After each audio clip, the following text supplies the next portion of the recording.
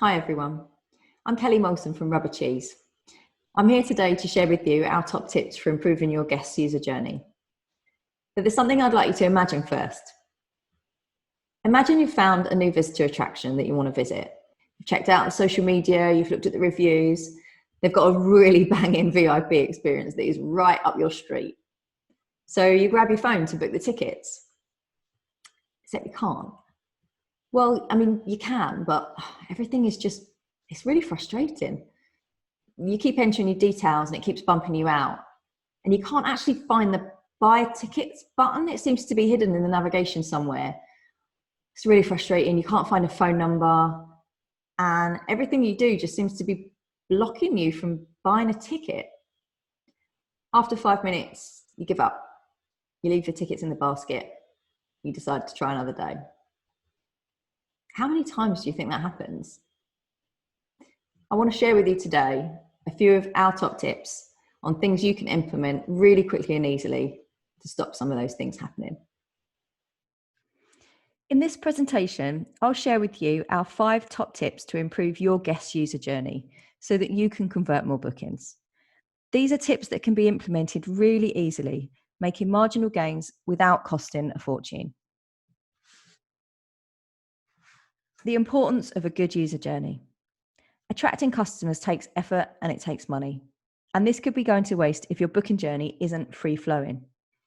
You can see in diagram A, which shows how when a customer encounters barriers during a booking journey, they tend to drop off or they just get directed into slightly different places, but they might not all continue through and purchase a ticket. In diagram B, you can see if there's no barriers, everyone progresses through the booking journey and it becomes frictionless. Now, we define a barrier as an avoidable task. So it's something that makes your users think, it makes them take longer to do something, it causes a bit of confusion, it can reduce confidence, and it also gives them an option to leave. When we assess barriers in a user journey, we're asking 2 questions. Can users do what they need to easily? A good way of judging this is by the 3-click rule. So the theory that users will abandon a website if they can't complete a task within 3 mouse clicks. We're also asking if users can complete tasks quickly. So 55% of visitors spend less than 15 seconds on your website. So really every second counts when it comes to conversions. So tip number 1 is make that buy button easy to find. That might seem really obvious, but time and time again, we see websites where it's really not easy to find, or it's just not in the place that it should be. So the purpose of your website is to get people to book, get them to book their visit online. To achieve this, you need to make the process as easy as possible and have a really distinct booking button. So try and highlight that button in a color that's complementary to your brand, but it really stands out from the rest of the navigational items. Use a clearly defined contrast and add a labeled icon next to the button which screams buy tickets or book your visit. So the best place to add this button is top right of the page because that's where users expect it to be. You can see that in the example from Eureka, the National Children's Museum. But most importantly, don't forget mobile. So instead of hiding that button away within the burger menu, give it a standalone icon. So you can see clearly in this example that we've given the malt whiskey distilleries a very distinctive ticket button. Tip number 2, streamline the booking journey. What you really want to be doing is removing any distractions. So once a user is past the basket page, they're ready to make a purchase. So remove any items that distract them from making that payment. And that means streamlining the main navigation by removing any additional navigational links, nothing that can kind of take them away from that page. And again, this might seem quite obvious, but labeling your buttons really clearly. So to ensure that users know what to expect when they click. For example, instead of saying continue, say continue to payment. This gives people more confidence during the journey. Include a progress bar. So let users know exactly how many steps they need to take to make that purchase, and then let them know what stage they're currently at as well. Include a basket overview. So make sure that there's either a review order page or a basket overview on each page of the checkout. Users really need to feel confident that they've made the correct selection before they proceed to their payment. And this is a really good way of doing that. So add in a need to help area. Again, this might seem obvious, but if you add a need help area on each page of the checkout that has a phone number included in it, if anyone's experiencing any problems, they can see really easily how to get in touch with you so that they can ask a question.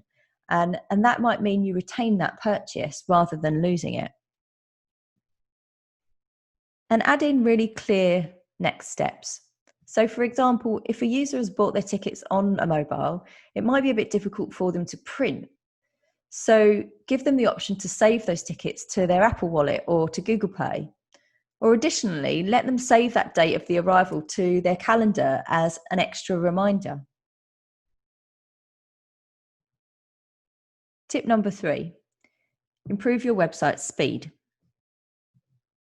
Having a 1-second delay in a page's load time can result in 11% fewer page views, a 16% decline in customer satisfaction, and 7% decrease in conversions. Your website speed really matters, and it matters to your users. If they can't locate information or book tickets quickly, then they're going to look elsewhere for their magical day out.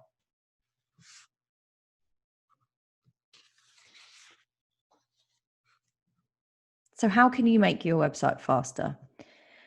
Optimizing images is a really, really important element of keeping your page speed quick. So large and unnecessary images have a considerable part to play in slowing down your website. So try and make sure every photo serves a purpose and is also optimized for the web. There's a number of optimizers that you can use. Kraken Image Optimizer, Tiny PNG, and JPEG Optimizer are all ones that we use. But also be really mindful of what format your images are uploaded in. Each of these file formats have their own benefits, but they really have quite distinctive uses. So PNG files are larger and they retain the quality of really complex images. They're ideal for logos as they support transparent backgrounds. JPEG files are really best for photographs or images with gradients. They can be optimized to reduce the file size and are typically smaller than a PNG of the same photograph. So tip 4, try a chatbot for effortless communication. Now, I know not everyone's keen on chatbots, but really surprisingly, 63% of people would consider messaging an online chatbot to obtain quick emergency answers. And even more surprisingly, 37% of people said they would make a purchase through a chatbot.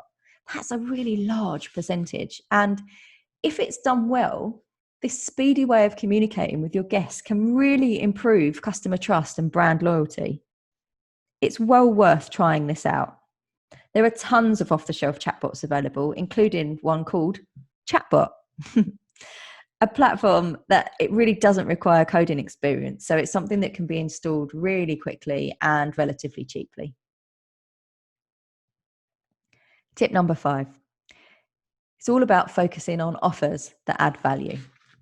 Now, as we're all blindingly aware, attractions are currently operating at a reduced capacity. With that in mind, attractions need to embrace strategies that will generate more revenue from existing audiences, rather than focusing on getting more and more guests through your door. Research shows people are more likely to spend when they're already making a purchase, which means it's in your interest to create as many additional buying opportunities on that booking journey as possible. So there's 2 ways to do this, and one is through upselling and one is through cross-selling. Now, these terms are sometimes used interchangeably, but there are really noticeable differences. Upselling is basically an upgrade. So it's suggesting a product or an experience that would make the original purchase more premium and therefore more expensive. So in this example, if a guest purchases a ticket for your theme park, You might try and upsell them a VIP ticket, which includes more of an experience. So you'd have potentially a meal at one of the restaurants, or unlimited soft drinks, or a dedicated VIP host and unlimited front of the line access. In contrast, cross-selling encourages the purchase of complementary products.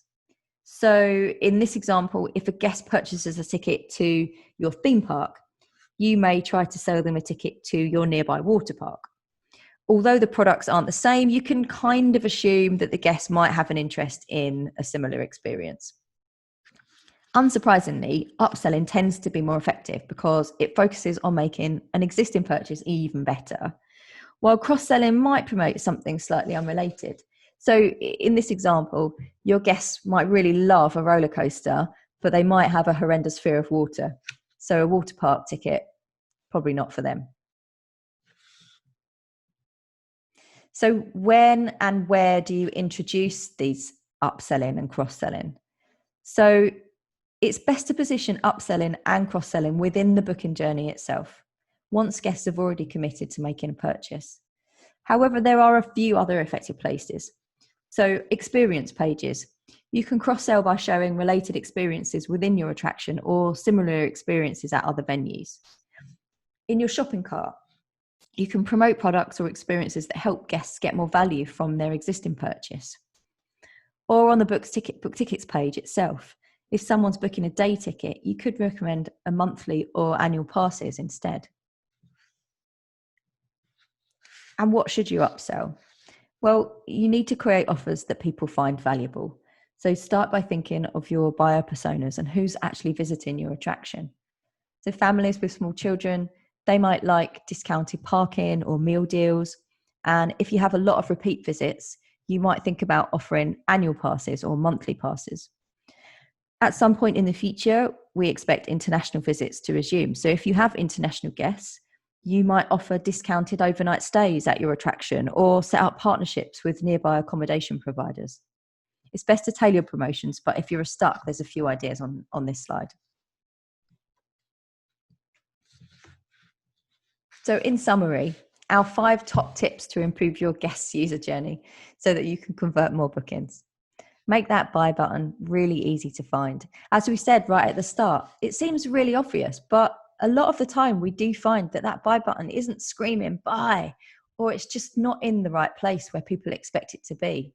So that first step becomes a barrier. And streamline that booking process. Take away the barriers that are distracting or cause people to look elsewhere. Improve your website speed. Make it really quick for people to find what they need and to do the actions that you want them to take. Try a chatbot. Who knows? It could cut down on some of those conversations that your front of house team have. It might stop the phone ringing quite so much. And tip 5, focus on offers that add value to a guest's existing purchase. Look at where you can cross-sell and upsell and make the most of the visitors that are able to come to your attractions currently. These small tweaks can have quite a big impact on your website's success. By making these changes, you're increasing the probability of users completing your desired tasks, such as purchasing your tickets or even just signing up for your newsletter. Plus, by solving your guest problems quickly, you're also cementing your reputation as a brilliant place to visit, both physically and digitally. And that means more word of mouth referrals and more 5-star reviews. As we always say at Rubber Cheese, the fun starts from the first click. If you'd like to talk about any of these items further, please do check us out and you can contact me on the details shown on the page. Thank you so much. I hope you have a brilliant day.